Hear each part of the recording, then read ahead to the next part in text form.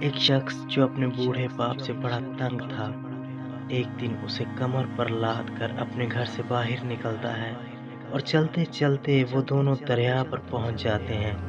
وہ شخص پانی میں اترتا ہے اور گہرے پانی میں جانے لگتا ہے، اور ایک مقام پر اس کا بوڑھا باپ اپنے بیٹے سے پوچھتا ہے کہ بیٹا کیا کر رہے ہو؟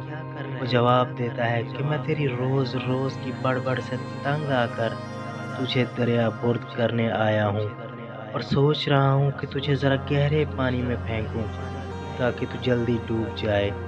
تو اس کا بوڑھا باپ جواب دیتا ہے، بیٹا جس جگہ تو مجھے پھینک رہا ہے یہاں نہ پھینکنا، بلکہ ذرا آگے اور گہرے پانی میں پھینکنا۔ بیٹا پوچھتا ہے، کیوں؟ یہاں کیوں نہ پھینکوں؟ تو اس کا باپ کہتا ہے کہ اس جگہ میں نے تیرے دادا اور اپنے باپ کو پھینکا تھا۔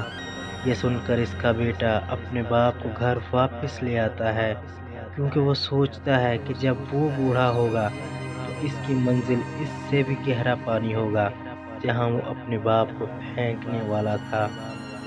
عدلے کا بدلہ تو ہونا ہی ہوتا ہے۔